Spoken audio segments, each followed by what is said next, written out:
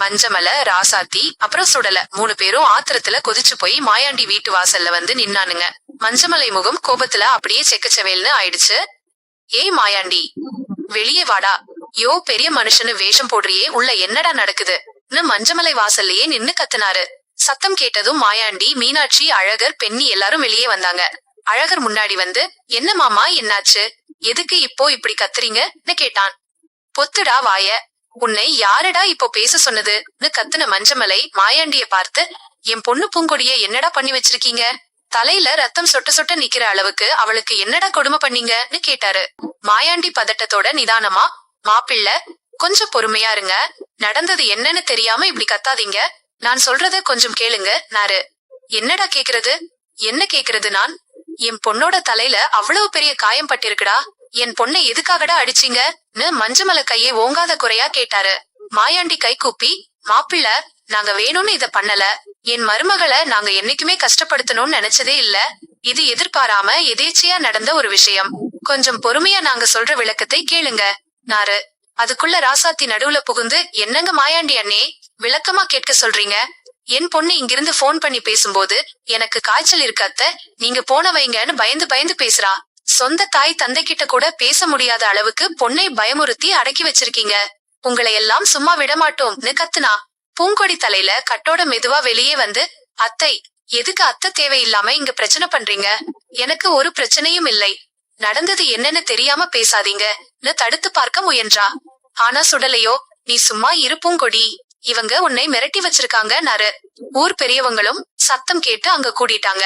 பெரியவர் ஒருத்தரு, மஞ்சமலை என்னப்பா ஆச்சு, அவங்கதான் எதேச்சையா நடந்த விஷயம்னு சொல்றாங்க, இல்ல கொஞ்சம் காது கொடுத்து கேளுப்பா நாரு. மஞ்சமலை பூங்கொடிய பார்த்து, பூங்கொடி பயப்படாம சொல்லுடி, இவங்க உன்னை கொலை பண்ண கூட துணிஞ்சிட்டாங்கன்னு சொல்லு, இந்த மாயாண்டியையும் அவன் குடும்பத்தையும் நான் என்ன பண்றேன்னு மட்டும் பாரு நாரு கோபமா. பூங்கொடி பெருமூச்சு விட்டு, அப்பா உண்மையிலேயே அது எதேச்சையா நடந்த விபத்துதான்ப்பா, வீட்ல சின்ன பிரச்சனை, அத்தை சமையல் சாமான்களை எடுத்து தூக்கி எரிஞ்சப்போ தெரியாம கம்பளப்பட்டு என் தலையில விழுந்துடுச்சு, யாருமே வேணும்னு பண்ணலப்பா, நான் பொய் சொல்லாத பூங்கொடி, நீ இவங்களுக்கு பயந்து பொய் சொல்றன்னு எனக்கு நல்லா தெரியுதுன்னு மஞ்சமலை கத்துனாரு. இல்லப்பா, நிஜமாவே இவங்க என்ன நல்லாதான் பாத்துக்கிறாங்க, நைட் ஃபுல்லா எனக்கு காய்ச்சல் வந்தப்போ கூட தூங்காம கூடவே இருந்து மருந்து கொடுத்து பாத்துக்கிட்டாங்க, தேவையில்லாம பிரச்சனை பண்ணாதீங்கப்பான்னு பூங்கொடி கெஞ்சினா. போலீஸ் ஸ்டேஷன் வாசல்ல மஞ்சமலை கம்ப்ளைண்ட் பேப்பரை கொடுத்தாரு. அழகர் தன் அப்பா கிட்ட, அப்பா அவங்க கேஸ் கொடுத்தா கொடுக்கட்டும், நாம எந்த தப்பும் பண்ணல, சாட்சி இல்லாம நம்ம மேல எந்த கேஸும் போட முடியாதுப்பா நாரு. மாயாண்டி தலையாட்டிட்டு, இல்ல அழகரு, என்னதான் இருந்தாலும் நடந்தது தப்புதான்ப்பா, எதேச்சையா நடந்தாலும் என் மீனாட்சி கைப்பட்டது தப்புதான், அதுக்காக தண்டனை அனுபவிக்கணும்னா அனுபவிச்சுக்கலாம் நாரு வேதனையோட. மீனாட்சி கண்ணீரோட, எங்க நான் செஞ்ச தப்பால நீங்க எல்லாரும் அசிங்கப்பட வேண்டியதா போச்சுங்க, ஏற்கனவே 10 வருஷம் உங்களை பிரிஞ்சு நரக வேதனை அனுபவிச்சேன், மறுபடியும் நீங்க ஜெயிலுக்கு போனா நான் உயிரோடவே இருக்க மாட்டேங்கன்னு கதறினா. மீனாட்சி கலங்காதமா, போலீஸ் நம்ம வீட்டுக்கு வந்தா ஊரு தப்பா நினைக்கும், நாமளே நேரா ஸ்டேஷனுக்கு போயிடுவோம்னு மாயாண்டி குடும்பத்தோட காவல் நிலையம் போனாரு. இன்ஸ்பெக்டர் கம்ப்ளைண்ட படிச்சுட்டு மாயாண்டிய பார்த்து, என்ன மாயாண்டி, உங்க மருமகளை கத்தியால வெட்டி கொலை பண்ண பாத்தீங்களாமே, அவங்க அப்பா ஸ்ட்ராங்கா கேஸ் கொடுத்திருக்காரு, என்ன சொல்றீங்க. மாயாண்டி அமைதியா, சார் நாங்க என் மருமகளை கஷ்டப்படுத்தணும்னு நினைக்கவே இல்ல சார், வீட்ல சாமான்களை தூக்கி போடும்போது எதேச்சையா பட்டுடுச்சு, வேணும்னா என் மருமக கிட்டயே கேளுங்க சார் நாரு. இன்ஸ்பெக்டர் பூங்கொடிய தனியா கூப்பிட்டு, என்னம்மா இவங்க உன்னை கொலை பண்ண பார்த்தது உண்மையா, உண்மைய சொல்லுமா, எல்லாரையும் உள்ள தள்ளிடுறேன் நாரு. மஞ்சமலை குறுக்க புகுந்து, ஆமா சார், இவங்க என் பொண்ணை ரொம்ப கொடுமைப்படுத்துறாங்க சார் நாரு. இன்ஸ்பெக்டர் மஞ்சமலையை அதட்டி, யோ பாதிக்கப்பட்ட பொண்ணு கிட்ட கேக்குறேன்ல, நீ கொஞ்சம் ஓரமா நில்லுயா, இந்த மாதிரி பொய் கேஸையெல்லாம் நாங்க நிறைய பாத்துட்டோம்னு மஞ்சமலையை நகர்த்தி வச்சாரு. பூங்கொடி இன்ஸ்பெக்டரை பார்த்து நிதானமா பேசுனா, சார் இவங்க சொன்ன மாதிரி வீட்ல ஒரு சின்ன பிரச்சனை நடந்தது உண்மைதான் சார், ஆனா அதுல தெரியாத்தனமா இந்த விபத்து நடந்துடுச்சு, அந்த வீட்ல இருக்கிற யாருமே வேணும்னு எனக்கு இந்த காயத்தை ஏற்படுத்தல சார். என்னமா சொல்ற, உங்க அப்பா இவ்வளவு பெரிய கேஸ் கொடுத்திருக்காரே, எங்க அப்பா என்ன பார்த்த பதட்டத்துல அப்படி கேஸ் கொடுத்துட்டாரு சார், என் அப்பா சார்பாகவும் உங்ககிட்ட மன்னிப்பு கேட்டுக்கிறேன், இந்த புகாரை நான் வாபஸ் வாங்கிக்கிறேன் சார், இவங்க ரொம்ப மன்னிச்சுவங்க சார், என் அத்தை என் மேல இருக்கிற அக்கறையில தான் கோவப்பட்டாங்க, தயவு செஞ்சு இந்த கேஸை இதோட முடிச்சிடுங்க சார்னு பூங்கொடி உறுதியா சொன்னா. இன்ஸ்பெக்டர் மஞ்சமலையை பார்த்து, பாத்தீங்களா பாதிக்கப்பட்ட பொண்ணே தப்பு இல்லைன்னு சொல்லிருச்சு, இதுக்கு மேல நாங்க கேஸ் போட முடியாது, கிளம்புங்கய்யான்னு அனுப்பி வச்சாரு. போலீஸ் ஸ்டேஷனை விட்டு வெளியே வந்ததும் மீனாட்சி ஓடி வந்து பூங்கொடிய கட்டி பிடிச்சிட்டு அழுதா. பூங்கொடி அம்மா, உன்னை இப்படி ஒரு நிலைமைக்கு நான் ஆளாக்கி இருக்க கூடாதுமா. கோவத்துல நான் அப்படி சாமான்களை தூக்கி எரிஞ்சிருக்க கூடாது. என்னை மன்னிச்சிடுமான்னு மீனாட்சி கதறனா. பூங்கொடி மீனாட்சியோட கைகளை பிடிச்சிட்டு, அத்தை, நீங்க தெரியாமத்தானே பண்ணீங்க. எனக்கு நல்லா தெரியும் அத்தை, நீங்க எதுக்கு அழுதுகிட்டு இருக்கீங்க. உங்களை கஷ்டப்படுத்தணும்னு நான் என்னைக்குமே நினைக்க மாட்டேன்னா. மீனாட்சி கண்ணை தொடச்சிட்டு, என் புருஷன் ஏற்கனவே 10 வருஷம் ஜெயில கஷ்டப்பட்டப்போ நான் பட்ட வேதனை எனக்கு தான் தெரியுமா. மறுபடியும் அந்த நிலைமை வரும்னு பயந்தேன். ஆனா என் மரியாதையை காப்பாத்திட்ட அம்மா நீ. உனக்கு நன்றி சொல்ல என் காலடியில விழுந்தா கூட தகுமான்னு உருக்கமா சொன்னா. பூங்கொடி மீனாட்சியை தடுத்து, அத்தை, நீங்க செஞ்சது எதேச்சையான விஷயம். ஆனா மாமா செஞ்சதை நான் இன்னும் மறக்கல. என் அப்பா ஒரு கையை இழந்து கஷ்டப்படுறதுக்கு அவர்தான் காரணம். அவர் மேல இருக்கிற கோபம் எனக்கு போகவே போகாது. அத நான் சட்டப்பூர்வமா ஊர் முன்னாடி நிரூபிப்பேன். ஆனா சொந்த விருப்பத்துக்காக உங்களை அசிங்கப்படுத்தவோ அவமானப்படுத்தவோ மாட்டேன்னு தெளிவுபடுத்தினா. இதை பார்த்து ஆத்திரமடைந்த மஞ்சமலை, ஏண்டி பூங்கொடி, இவங்களை அசிங்கப்படுத்தலாம்னு பார்த்தா கேஸை வாபஸ் வாங்கிட்டு வந்து நிற்குறியே.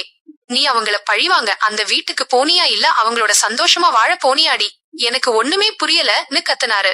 அப்பா, நான் சொல்றத கேளுங்கப்பான்னு பூங்கொடி கூப்பிட மஞ்சமலை திரும்பி பார்க்காம கோபத்தோட போயிட்டாரு. ராசாத்தியும் ஆத்திரத்துல, பூங்கொடி, உனக்கு கொஞ்சம் கூட அறிவே இல்லையாடி. உங்க அப்பா உனக்காக ரிஸ்க் எடுத்து பேசுனா நீ அவங்களை காப்பாத்தி அனுப்பி வச்சிருக்க. இனிமே என்கிட்ட பேசவே பேசாதடின்னு திட்டிட்டு சுடலையோட கிளம்பி போனா.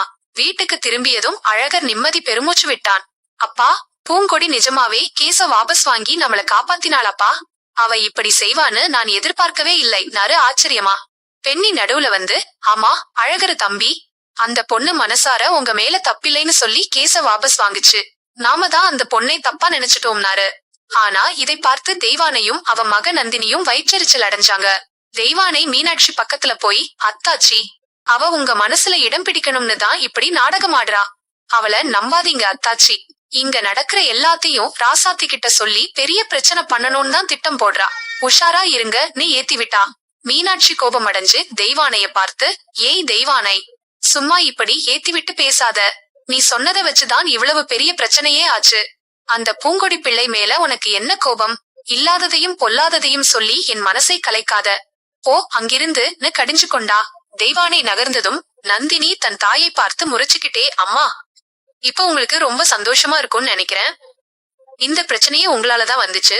சும்மா இருந்திருந்தா கூட பிரச்சனை வந்திருக்காது. அத்தை கிட்ட 1க்கு 2 ஏத்தி விட்டு இவ்வளவு பெரிய பிரச்சனையை உருவாக்கி வச்சிருக்கீங்கன்னு சலிச்சுக்கிட்டா. தெய்வானை உடனே, ஏய் நந்தினி, இப்போ என்னடி நடந்துடுச்சுன்னு நீ இவ்வளவு தூரம் கத்துற? நாம 2 பேரும் இந்த வீட்ல எவ்வளவு கஷ்டப்பட்டோம்னு உனக்கு தெரியாதாடி? உன்னை இந்த வீட்டுக்கு வாக்கப்பட்டு கொண்டு வரணும்னு தானே நான் பாடுபட்டேன். இந்த அண்ணனும் அத்தாச்சியும் உன்னை கண்டுகிட்டாங்களா? நாம பட்ட கஷ்டத்தோட இதெல்லாம் ரொம்ப சாதாரண விஷயம்டி.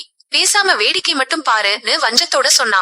அதே நேரத்துல பூங்கொடி சோர்வோட முற்றத்துல நிக்க அழகர் மெதுவா அவ பக்கத்துல போய் நின்னா. பூங்கொடி, உன்கிட்ட ஒண்ணு கேட்கணும்னு அழகர் ஆரம்பிக்க பூங்கொடி அவனை நிமிர்ந்து பார்த்தா. சொல்லுங்கன்னு பூங்கொடி சுருக்கமா சொன்னா. இன்னைக்கு நீ பண்ண காரியம் எனக்கு ரொம்ப ஆச்சரியமா இருக்கு.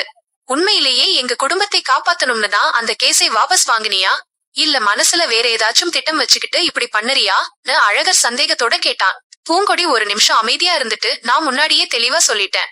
தப்பு செஞ்சவங்களுக்கு தண்டனை கிடைக்கணும், அதுல எந்த மாற்றமும் இல்ல. ஆனா எதேச்சையா நடந்த ஒரு விபத்துக்காக வேணும்னே பழிவாங்குற எண்ணத்துல பொய் கேஸ் போட்டு ஒரு குடும்பத்தை அழிக்கணும்னு நினைக்கிற ஆள் நான் இல்ல.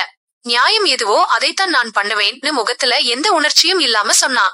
அழகர் அவளை வியப்போட பாத்துக்கிட்டே, நீ என்னதான் மனசுல வச்சிருக்கன்னு எனக்கு புரியவே இல்ல பூங்கொடி.